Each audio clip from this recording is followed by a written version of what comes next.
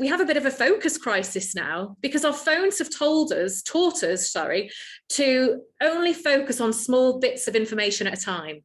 Like one Instagram post to the next one, to the next one, a 6-second TikTok video to a 30-second one, to a 20-second one. And, you know, this item of clothing to that item of clothing to that item of clothing, or this hot guy to this not so hot guy, or whatever you use your phone for.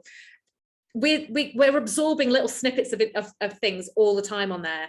And these things, our brains are ever evolving and learning. And as a result, they've learned to not be able to focus and pay attention for a stretch of time. In fact, the average time we can now focus on one particular task is 3 minutes, which is nothing, is it?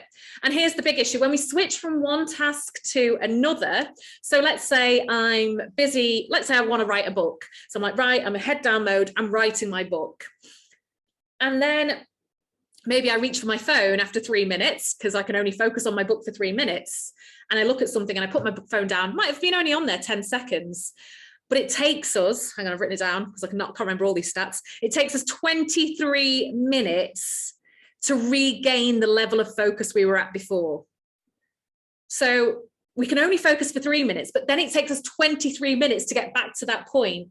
And as you've said there, Jacqueline, it's the struggle to concentrate for long periods of time. We've lost it.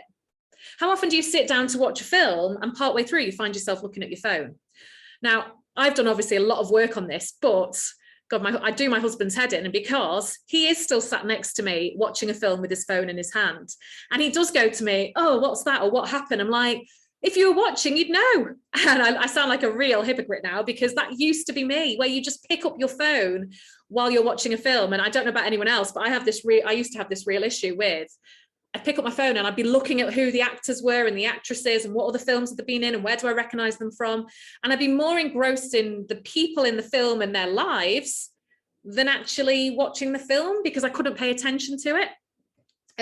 Yeah, and this is it, you know, it's everyone. We're all the same. And as you said, Caroline, it's that extra information at your fingertips. We can find this out instead of going to my husband like, oh, do you remember? He looks really familiar. Was he in that film? I go on Google and I find it out. And does that information make a difference to my life? No.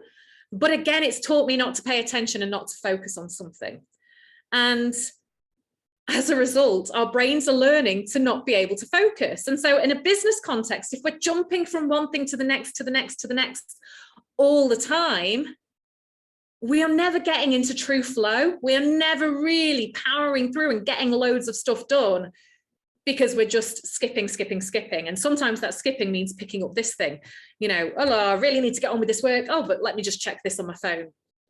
So it's a real issue. And, you know, it's even worse actually in children. And I think this is going to be a really long-term issue for children in particular. That stat that we can only focus for 3 minutes, I haven't written it down in my notes. I think it was something like for students, like teenage students, it's more like 90 seconds that they can focus and pay attention. It's about half the time that adults can. So this is a real issue, and it really does lead us to procrastinate. And again, we're back to kind of losing time as well. And as you say, James, it's about retraining our brains. We can do it. We can retrain our brains to focus. We just have to take baby steps to doing that. You know, if at the moment you can't focus for 3 minutes, then, you know, try and focus for 5, then 10, then 25, and so on. Yeah, and as you say, Emma, intense focus can quickly be flipped onto internet on the laptop or on your phone. And yeah, Emma, when someone messages you and you reply straight away, and they're like, oh, wow, thanks for your speedy response. And I get that as well. I kind of kick myself and go, yeah, why did I reply to them instantly? Because you're actually teaching your clients that you're always available to them.